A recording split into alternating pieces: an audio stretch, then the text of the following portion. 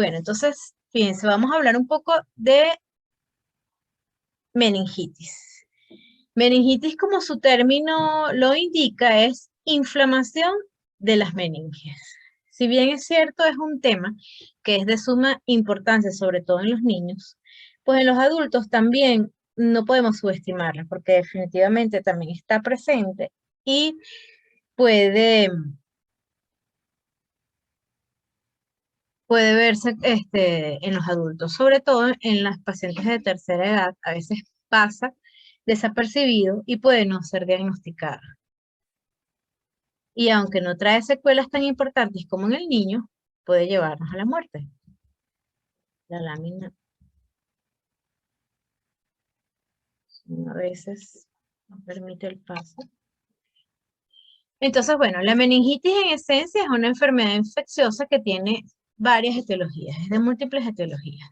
Tiene una alta morbimortalidad y, como les decía, da manifestaciones graves que pueden llegar a la muerte. Como ustedes bien saben, las meninges son las capas que protegen el encéfalo, específicamente a todo lo que es la bóveda craneana, la separa, tenemos las tres meninges, como ustedes saben, están las más adosadas directamente, las que están pegadas al cerebro, y la que está pegada más a la bóveda craneana. Es un espacio virtual que, bueno, cuando se inflama, se puede llenar de líquido, se inflama y da una separación importante que puede dar lesiones directamente al cerebro, bueno, o al encéfalo, creando una encefalitis como tal, ¿no? Los signos y síntomas pueden ser bastante variados. En el niño, por supuesto, lo que uno está acostumbrado a ver en pediatría es que el niño se pone irritable, lloroso, a veces la mamá consulta porque lo ve o letargado, adormecido o irritable. Pues en el adulto no tenemos esa facilidad. Por supuesto, el adulto a veces no muestra tantas manifestaciones, pero lo primero que suele aparecer es cefalea. ¿Ok? La fiebre puede estar presente, sobre todo en las meningitis de origen bacteriano. ¿Ok? Y la rigidez de nuca, pues es un signo importante, sobre todo cuando hay meningitis de origen bacteriano. Sin embargo, la cefalea es el síntoma que primero hace consultar, pero la cefalea, como bien sabemos, es un síntoma que tiene muy poca especificidad, o sea, es muy poco específica, porque acompaña,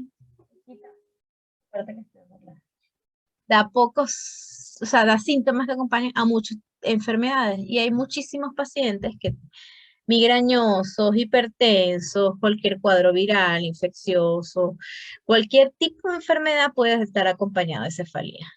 La cefalea suele ser intensa, una cefalea que puede interrumpir las labores diarias, pero suele ser una cefalea atípica. ¿Qué quiere decir eso? Que es una cefalea que el paciente dice que es diferente a las que le ha dado en otras oportunidades. De hecho, eso es, afortunadamente, es así porque es lo que precisamente hace consultar. Porque no, muchas personas no consultan por cefalea. Porque imagínense ustedes si consultas cada vez que te da un dolor de cabeza. Irías a cada rato al médico. Pero precisamente cuando la cefalea tiene una manifestación diferente, que es una cefalea que no se les quita, es la cefalea más intensa que han tenido en su vida, es la cefalea extraña, es una cefalea que se irradia a sitios no habituales, es una cefalea que no calma, o es una cefalea que le interrumpe el sueño, es decir, que es una cefalea grave, es lo que los hace consultar. Suele estar acompañada de náuseas o vómitos y ya cuando está acompañada de dificultad para concentrarse o confusión, pues la hace mucho más grave. Por supuesto, sí, ahí puede haber somnolencia, dificultad para caminar, cuando sobre todo en el adulto mayor hay aumento de la base de sustentación, dificultad para estabilizarse en la marcha, se pueden ir de lado, como si tuvieran vértigo, ¿ok? Fotosensibilidad, de repente pueden decir como que pierden el apetito, no tienen ganas de comer, no tienen ganas de tomar agua. a pesar de que se sienten deshidratados, pero bueno, eso también es una cosa que no es muy específico, sobre todo en el adulto mayor. El adulto mayor de por sí se olvida de tomar agua, y es uno de los problemas que tenemos con los pacientes mayores. Y pónganse a ver ustedes, hay muchas personas que ya después de, sobre todo en los trabajos, a veces se les olvida de tomar agua y uno, después de cierta edad, no tan viejitos, incluso uno mismo a veces trabajando, si se descuida, puede no tomar un vaso de agua en todo el día. Entonces, esos son síntomas que no nos ayudan mucho. Y puede haber lesiones en piel, pero sobre todo cuando la meningitis está causada por el meningococo, que es la meningococcemia, que es la manifestación más grave, que es ya una sepsis por meningococo. Em, la fiebre, sobre todo en la meningitis bacteriana, suele evolucionar en pocas horas, que es más bien una fiebre que es rápida, de una rápida evolución, son intensas, acompañadas de escalofríos, y es una fiebre que definitivamente el paciente sí consulta. Y ahí es donde puede haber una evolución mucho más rápida, pueden evolucionar a meningococcemia y suele ser en pacientes inmunocomprometidos.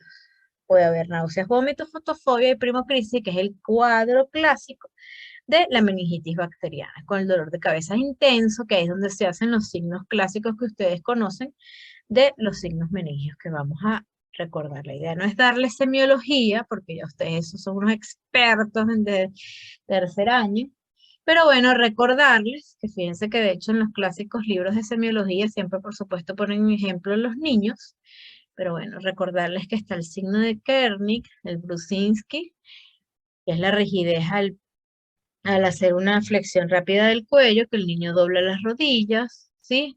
Recordar que está el Brusinski contralateral de la pierna, el Kernig y el Brusinski de la mejilla, ¿ok? Hay muchísimos signos, el flato, que es la dilatación de la pupila cuando se genera el dolor por los signos de meningio.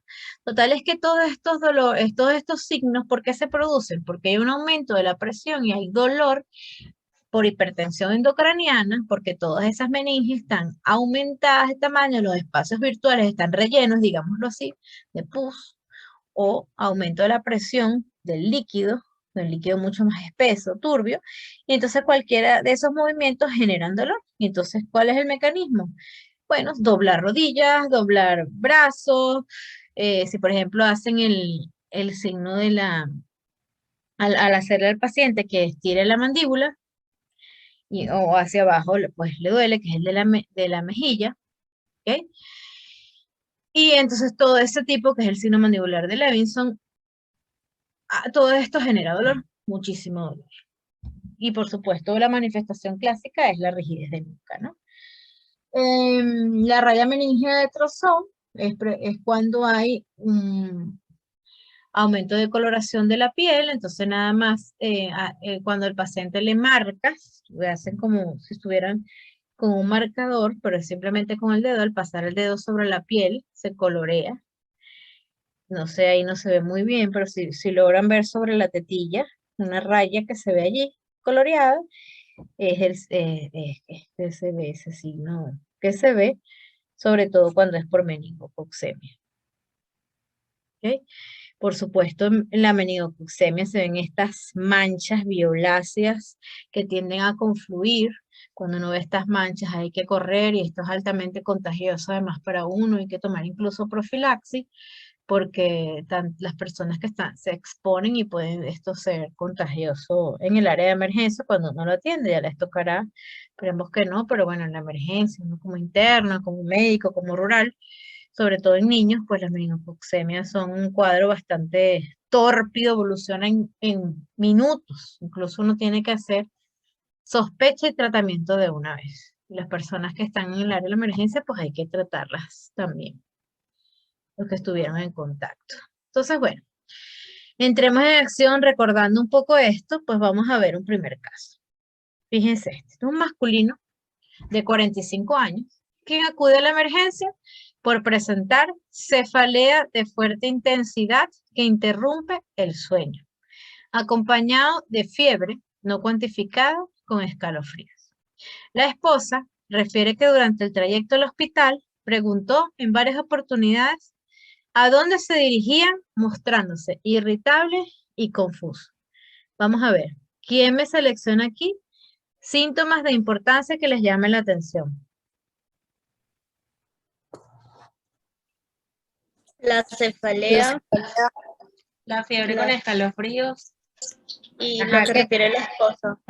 ¿qué características tiene la la cefalea? confusión Que Que interrumpe el sueño. sueño. Exacto, Que es y la alta. alta intensidad. exactamente. Primer punto, cefalea que interrumpe el sueño de fuerte intensidad. Ya eso es de alarma, ¿verdad? Ok. Ajá, la fiebre.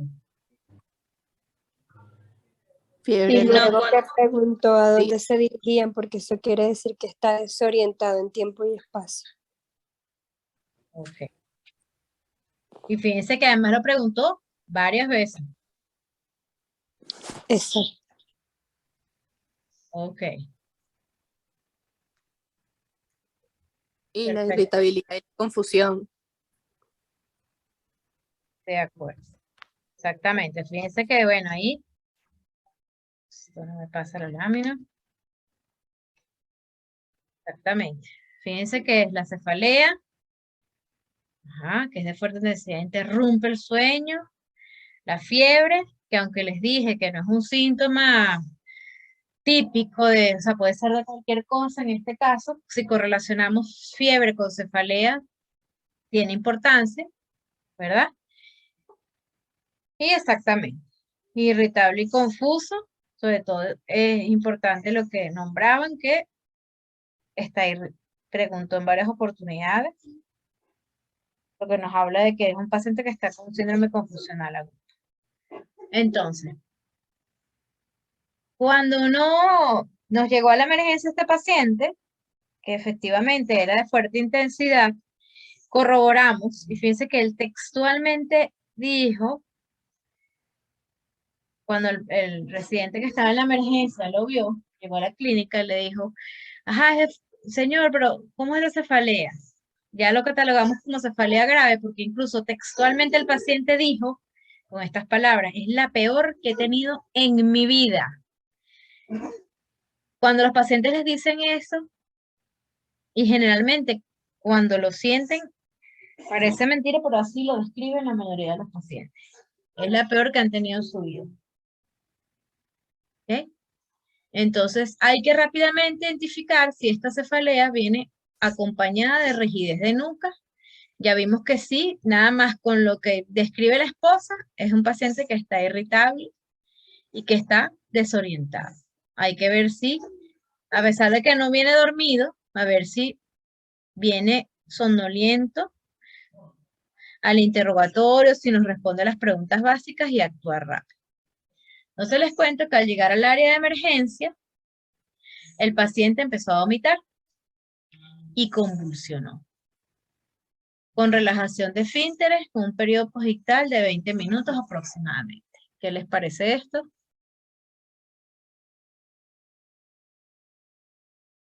Que se está grabando. Ok, fíjense que es una primocrisis. Les cuento que en las nuevas terminologías,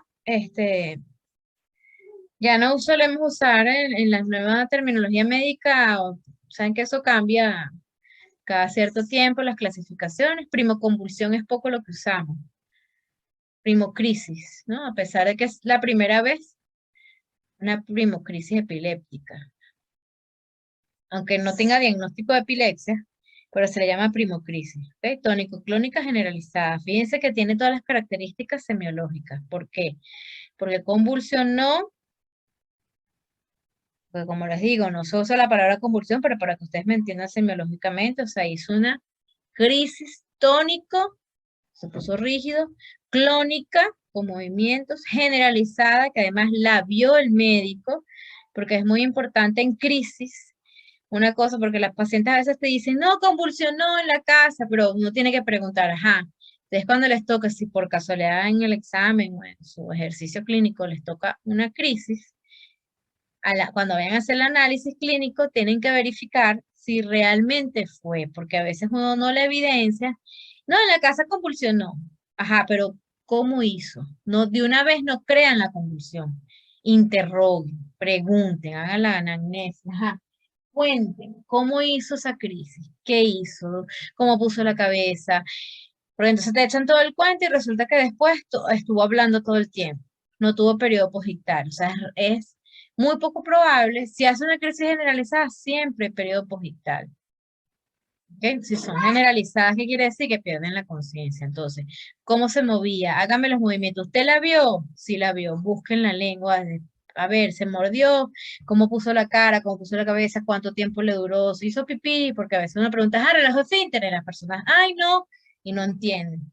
No tiene que preguntarles con palabras sencillas, se orinó encima, se evacuó encima, se hizo pupú, pero a veces se evacuó y la gente no entiende. Uno los tiene que revisar, preguntar, la lengua, la puso dura, y no revisa porque a veces, no se mordió y resulta que tiene la lengua mordida, o no, sí se mordió.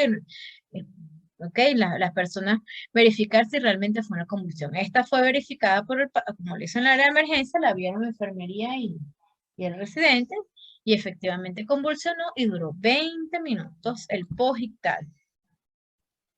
Profe, tengo una pregunta. ¿Cuáles son las manifestaciones del periodo posictal?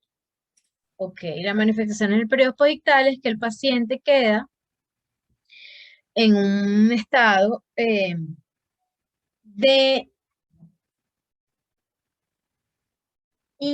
poca respuesta, porque no es inconsciencia, ¿no? Vamos a hablarlo, porque el paciente no hace respuesta, el paciente queda en un estado, él respira, hay respuesta pupilar lenta, pero no hay conciencia. Tú le respondes y te lo llamas y no responde, hay signos vitales presentes, suele haber frecuencia cardíaca adecuada, pero los signos vitales, tendencia a la hipotensión, sin embargo puede estar normal, o sea, 100, 160, 110, 70, pero neurológicamente hay una desconexión, o sea, el paciente no te responde al llamado, está inconsciente, ¿ok? No hay respuesta al dolor,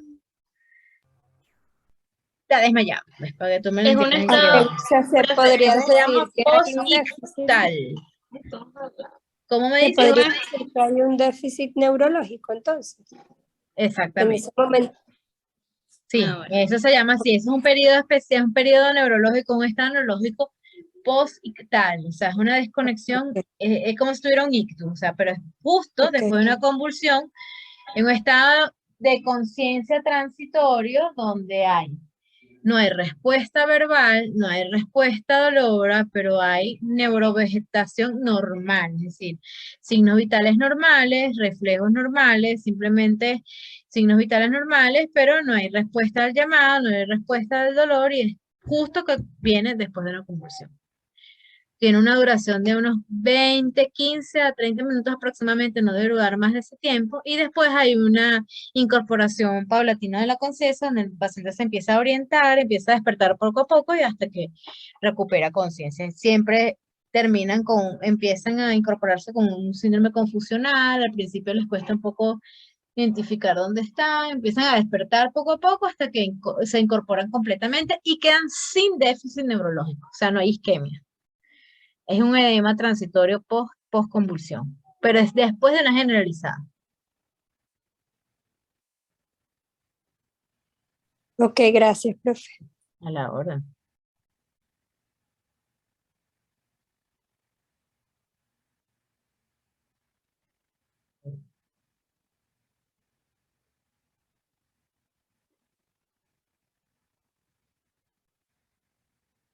Ok.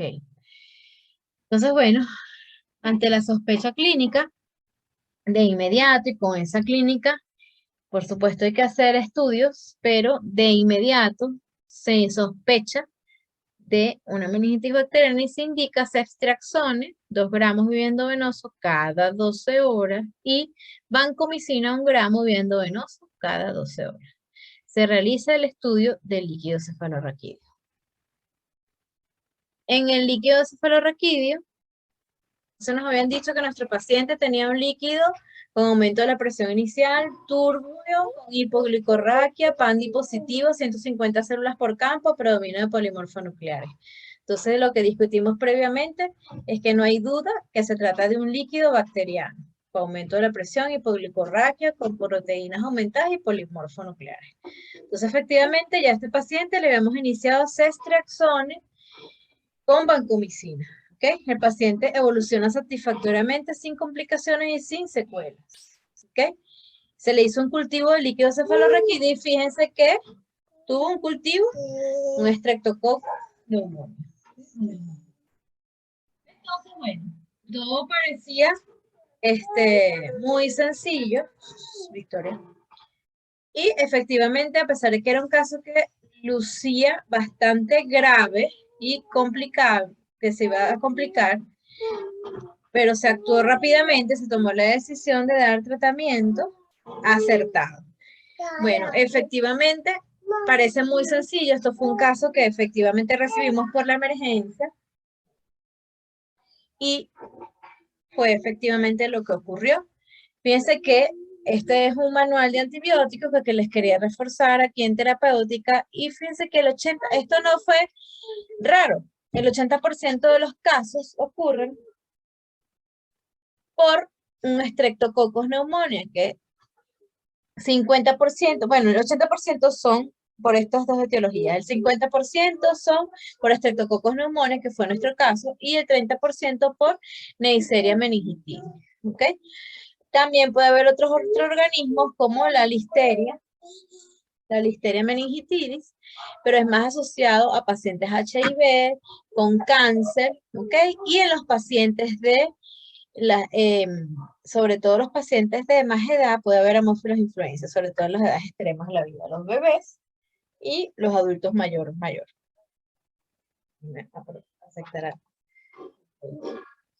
¿Okay? También puede haber los estafilococos en estas meningitis del adulto, pero ya más asociados cuando hay accidentes de tránsito por estafilococo ahí, tiene más importancia en traumatismos craneoencefálicos. ¿Okay? Menos del 10% de los casos están causados por bacilos gram-negativos, como el coli, Klebsiella, Enterobacter.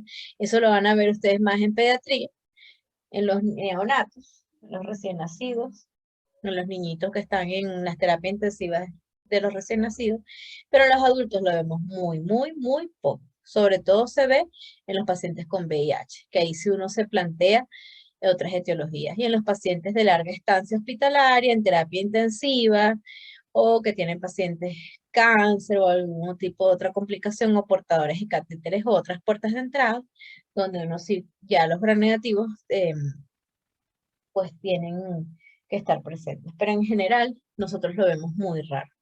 ¿Okay? Los adultos inmunocomprometidos, a pesar de que están inmunocomprometidos y que pueden tener la presencia de otros gérmenes más extraños, el neumococo sigue estando allí presente. Es decir, que aunque bien es cierto, hay que pensar en listeria, hay que pensar en gram negativos, hay que pensar en la pseudomonas, que siempre está en el paciente hospitalizado, no olvidemos que también ellos pueden tener el neumococo. O sea, no nos olvidemos que el 80%, el 50% siempre está meningococo y neumococo. Siempre el neumococo primero y el meningococo después. No al revés, porque uno piensa meningitis, meningococo, no. Meningitis, neumococo. A pesar de que uno piensa en neumococo siempre en neumonía, pero en meningitis también hay que pensar primero en neumococo. ¿Ok? Gracias a Dios, el meningococo, aunque lleva el nombre de la enfermedad, pero es menos frecuente que el neumococo, porque es mucho más grave. Primera lección, cefalosporinas, ¿ok? Ceftriaxone es la más frecuente. Nosotros, el cefotaxime también ustedes lo van a ver en todas las guías, recomendaciones. Igualmente atraviesa la barrera hematoencefálica. Podemos usarlo cualquiera de los dos, pero fíjense las dosis. 2 gramos cada 12, ¿ok? Tienen que saberse la dosis. 2 gramos cada dosis. 1 gramo cada dosis, como lo usamos en neumonía, no atraviesa adecuadamente. Hay que ajustar las dosis al sistema nervioso central, ¿ok? 2 gramos cada 12 en el ceftriaxone y en cefotaxime, 2 gramos cada 4 o 6 horas. Preferiblemente cada 4. ¿Por qué? Porque las concentraciones inhibitorias aquí son mucho más altas y la penetración al sistema nervioso central óptima para hacer el efecto que se quiere en reducción del germen tiene que ser a estas dosis que tienen allí, ¿ok? Y se tiene que combinar siempre con vancomicina ante la posibilidad de cubrir ahí el gran positivo, ¿ok?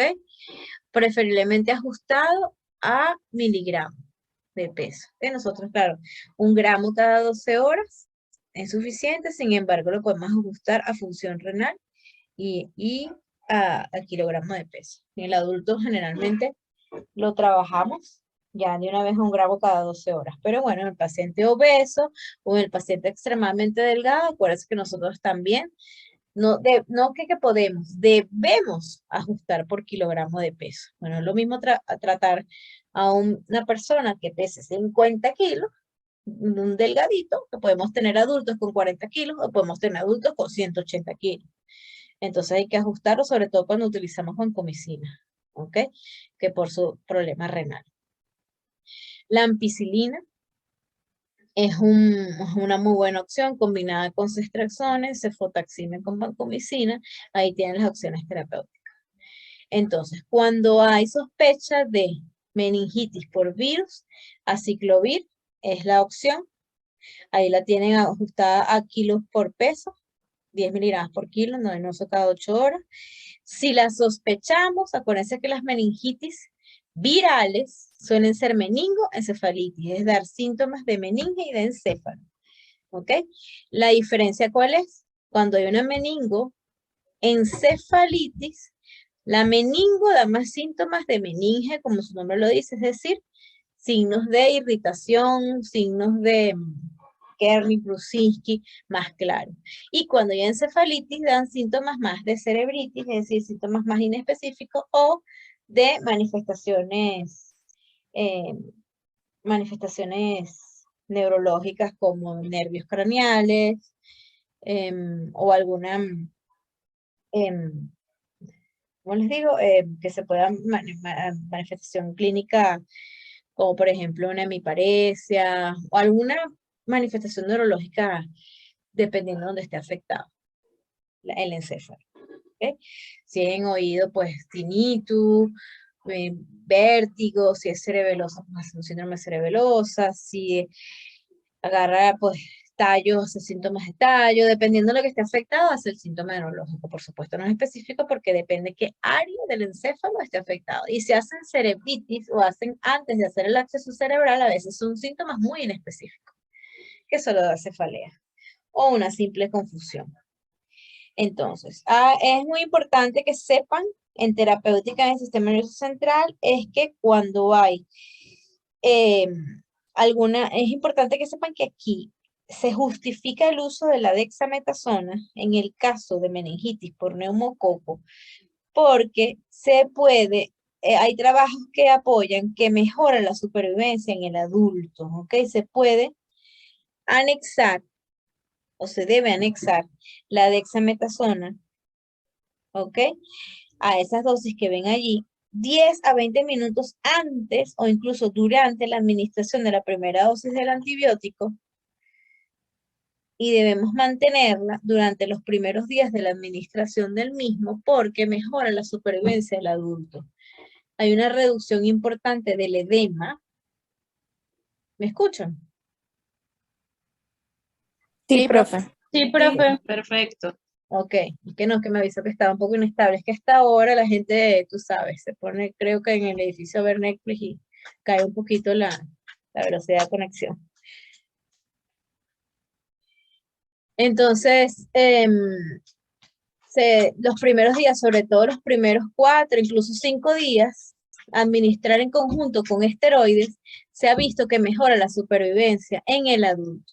Entonces dirán, bueno, da un poco de miedo sobre todo porque dirán, bueno, no peora la sepsis, no da meningococcemia, pero no, más bien mejora, porque uno de los grandes problemas de este tipo de infecciones, la misma bacteria, por supuesto, el daño per se que produce el sistema nervioso central, pero es el edema y la inflamación, porque acuérdense que el sistema nervioso central El cerebro específicamente, por la bóveda craneana, cuando está hematizado, no tiene para dónde ir y se lesiona al hematizarse contra el cráneo. Entonces, el mismo edema per se que produce la infección, que da gran daño cerebral. Y entonces, esto se disminuye al anexar la dexametasona. Y hay varios, entonces, tiene años estudiando, discutiendo que se le pone un esquema de EXA, otros no, en niños, en traumatismos craneoencefálicos, que si se le quita y se le pone y se ha visto que definitivamente sí mejora la evidencia, dice que mejora la supervivencia. Quizás cuando ustedes sean especialistas, digan, no, definitivamente vuelve a ser una locura y mejor no le pongamos dexametasona. Hoy día les digo que sí. Quizás dentro de unos añitos volveremos a que no. Pero las recomendaciones actuales es que sí se anexe la dexametasona los primeros días. Mejora la supervivencia y mejora la secuela. Debemos considerar rifampicina cuando se indica dexametasona, incluso con vancomicina, porque la vanco le cuesta un poco más penetrar, entonces más bien la dexa favorece la penetración de esa vanco. Pero aquí te va para que no sé si ven la siguiente página. Esto de todas maneras, bueno, un poco más profundo para ustedes, hay cierta discusión cuando si hay otras infecciones que no sean por neumococo, bueno, ahí podemos discutir el uso o no de la dexametasona, porque claro, hay unas cuantas, por ejemplo, con listeria, cuando está asociada a VIH, por otras causas, que bueno, que es donde se pudiera no utilizar la dexametasona. Pero en sí, bueno, que sepan que está justificado el uso de la dexametasona en los primeros días, sobre todo cuando es por neumococo, que es la infección del sistema nervioso central por excelencia más frecuente en el adulto, a asociarla a los primeros días con el esquema de antibióticos. ¿Okay? Por supuesto, si hay listeria, tenemos que agregar un aminoglicósido, gentamicina es la que más se usa. Y bueno, recordar que la quimioprofilaxis es súper importante. Las personas que han estado en contacto, ustedes, si alguna vez les toca estar en una emergencia, se justifica el uso de la ciprofloxacina, 500 miligramos en dosis única, a las personas que estuvieron realmente en contacto con el paciente, ¿no? Entonces, alguna vez les va a tocar, ustedes van a ver que ahí, bueno, toma el camillero, les da la locura, empiezan a repartir ciprofloxacina como si fueran caramelos y no sé, el del turno del día anterior, el del día siguiente, el que limpió la cámara, ahí todo el mundo, bueno, eso es muy difícil de controlar porque el miedo es cuando una meningoxema en la emergencia, yo creo que se toma la cipro una semana, casi que todo el turno de todo el mundo, ¿no? Pero realmente lo que está justificado son las personas que estuvieron en contacto directo con el paciente, lo manipularon. Es ciprofloxacina de 500 o bueno, rifampicina por 2 días las personas que sean alérgicos a la persona, a la cipro. ¿Ok? También se puede utilizar ceftriaxone intramuscular como dosis única. ¿Ok? Recordar que la punción hay que hacerla siempre. La punción lumbar siempre, siempre. No hay excusa para no hacerla, por supuesto, excepto que haya trombocitopenia profunda, menos de 75.000 plaquetas es lo que está realmente justificado que no se hace una punción lumbar. Lo ideal es por encima de 100.000 hacerla. Debajo de allí, bueno, solamente los expertos. Y por debajo de 65.000, nadie. Pero de allí, lo ideal es hacerla siempre, bueno, que no haya infecciones locales en el área de donde se hace la punción. Y bueno, va a ser fondo de ojo previo, que no haya edema. Importantísimo que no haya más bien un enclavamiento post-punción. Y en los sitios donde hay hacer una tomografía de inmediato, pues a veces la hacen antes, pero bueno, nosotros sabemos que en el clínico es soñar. Y en muchos sitios donde ustedes estén, a veces, siempre, nosotros es más fácil hacer la punción que la tomografía, pero bueno, que sepan que en los protocolos está. Y bueno, la idea es que en muchos sitios sepan que hay concentraciones séricas, eso es una de las enfermedades que uno debería hacer concentraciones séricas del antibiótico para asegurar que de verdad estén en sangre los niveles ideales, porque de eso depende de verdad que el paciente quede sin secuela. Pero bueno, lo importante es que estos son tratamientos de al menos 14 días en el caso de meningitis por neumococo, en el caso de pacientes que dependiendo de los cultivos uno va tratando, pero en general, una meningitis bien tratada, lo ideal es tratarla por 10 días.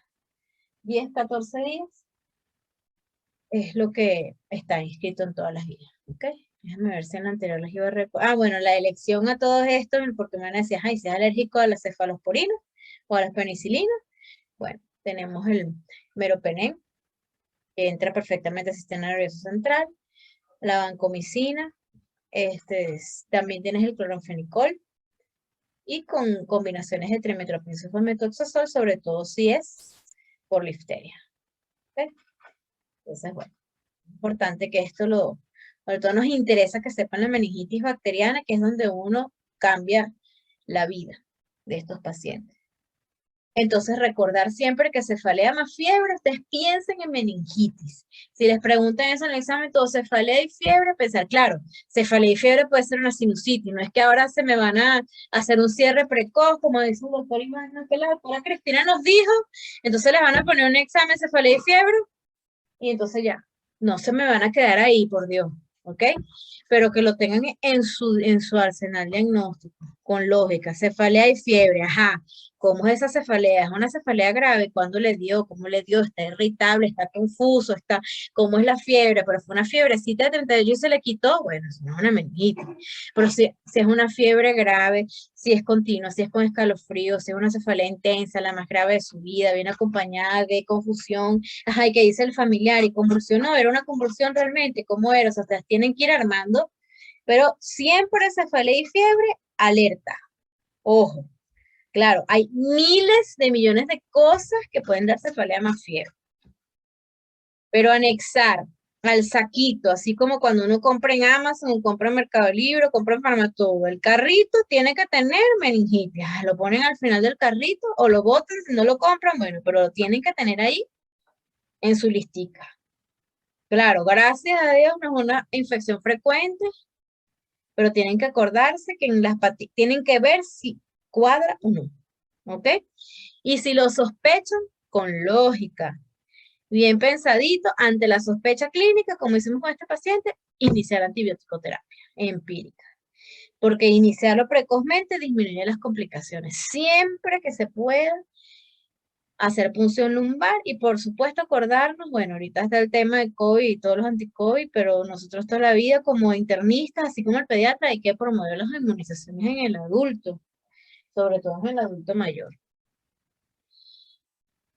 Me prolongué un poco en esto y más con las conexiones a internet, pero vamos a ver un segundo casito. Vamos a hacerlo un poquito más rápido. Esto es una femenina de 29 años, estudiante, casada, sin antecedentes de importancia. Este es un poquito menos facilito, ¿no? Este es un poquito más enredado. Tiene fiebre, cefalea occipital, diarrea y vómitos de 72 horas de evolución. Fíjense que este es un poquito menos lógico. Aquí ya hay diarrea y vómitos, ¿no? Cualquier cosa puede ser. ¿Qué pretest tienen para esto? Tiene 72 horas. La fiebre y la cefalea. Y la evolución corta, que serían los 72 horas. Ajá, pero tiene diarrea. Así, Sinceramente. bueno, los vómitos. Ajá. Alimentos. Y la diarrea. ¿Ustedes piensan en meningitis, sinceramente? No, por la diarrea. Es como un No, distractor. Claro, yo tampoco pensé en diarrea. Yo Yo no pensé pensaría en meningitis. en un ictus. ¿Ictus? ¿Por qué? Mentira, no, ictus no. Perdón, pensé que era evacuaciones. En Olvídalo. ictus. Claro, son Olvídalo, evacuaciones de olvídalo. diarrea. ¿Tú sabes lo que es un ictus? No, sí. Un Sí, ACV. sí. No, chica. Por eso, Diarrea. o sea, asocié eso que sí con relajación de esfínteres. Perdón. Ah, ok, no, cefalea, una diarrea, está en la poseta sentada, vomitando en la poseta, le duele la cabeza y tiene fiebre. Casi tiene amibiasis, otra cosa, ¿no? Síndrome de Raynaud agudo, ese es el pretest más fuerte que tiene.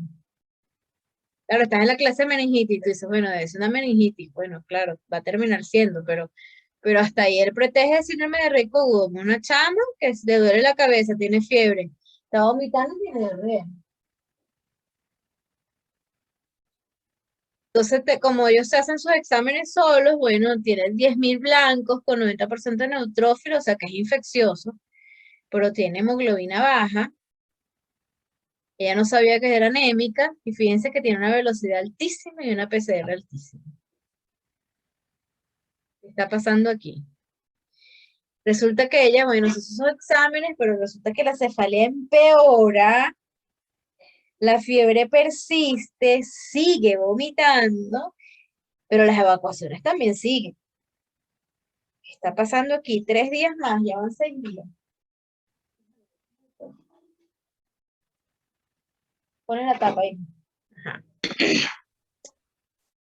3 días más. Empeora y resulta que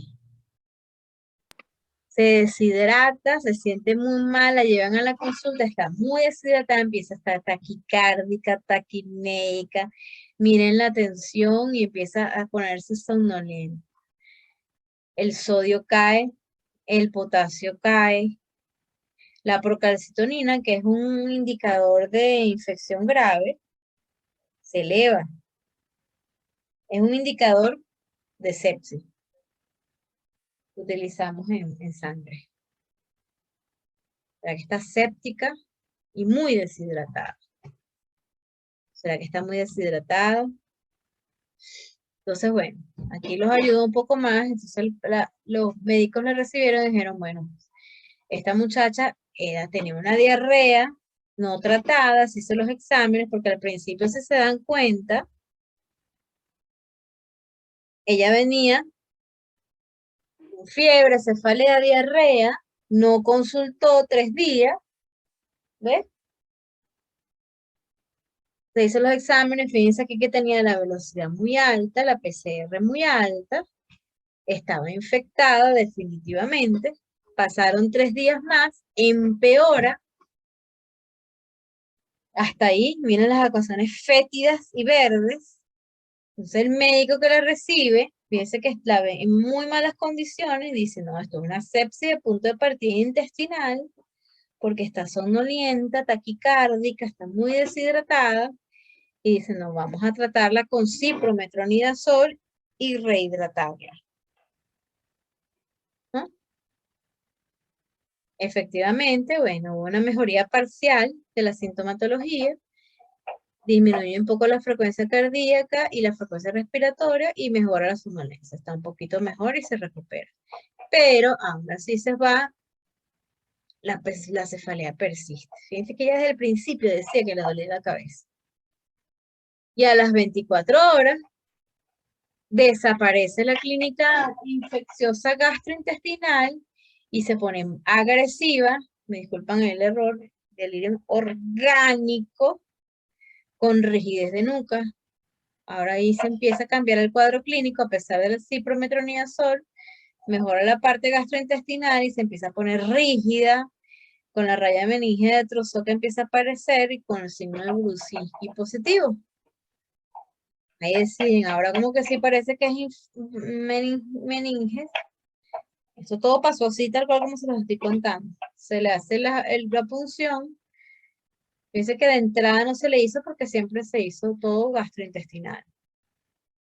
Presión inicial y final, aumentada, líquido turbio, 200 células, 90% de linfocitos, la glucorraquia en 60, PANDI positivo, y ya de entrada se hizo una coloración de Gram que no colorió nada.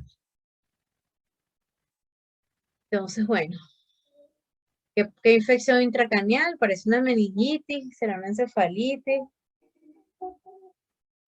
estará haciendo un acceso, porque acuérdense que ellos después... No parece meningitis. Meningitis viral. Bueno, es una mujer joven, sin antecedentes, pareciera que es una bacteriemia porque hizo signos de sepsis y fíjese que elevó procalcitonina, o sea que hizo una bacteriemia, elevó PCR, velocidad, parece que estuviera haciendo una meningitis, pero ¿se acuerda que estaba visitopénica? Sí. Bueno, Algo raro está pasando en ella, porque no está evolucionando normal. Se le solicitó el ELISA, tiene VIH positivo. Y en el líquido, No me lo esperaba. ¿no te lo esperaba? No. Bueno, esa era la idea. Cuando algo es una evolución extraña, paciente con cefalea, diarrea, eso cuando a veces los síntomas, fíjate que hace un síndrome diarreico, sepsis desde el punto de vista intestinal, la cefalea, son evoluciones que no son clásicas, típicas, algo está pasando. Ahora, al final ella fue tratada y la paciente egresa. Resulta que la paciente tampoco lo sabía, pero ella lo sospechaba, que algo tenía. Wow. Qué fuerte. El esposo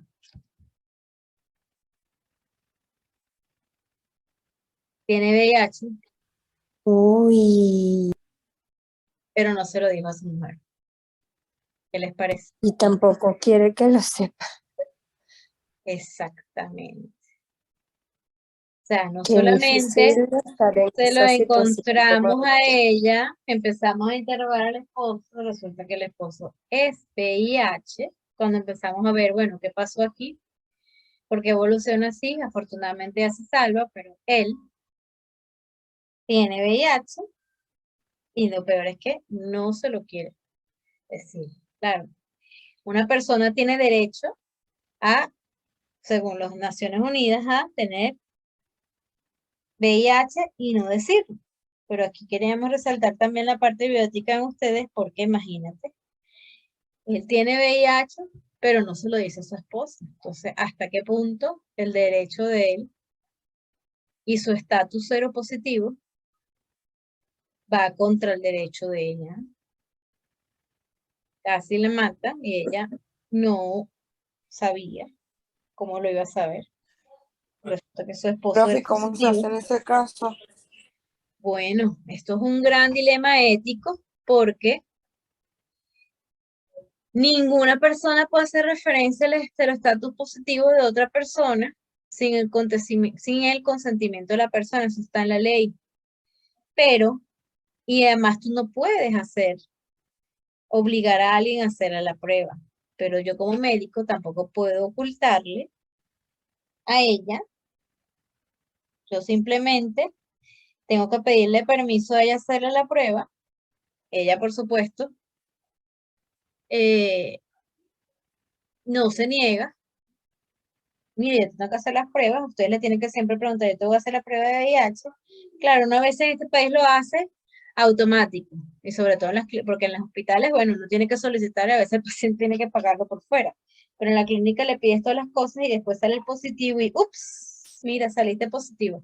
Pero uno tiene que acostumbrarse a decirle, mira, dentro de las pruebas te tengo que solicitar el VIH porque hay algo que tu inmunidad no está bien, porque no es normal que una muchacha haga una diarrea a una sepsia así por una diarrea, y después a una cefalea y le encuentres un criptococo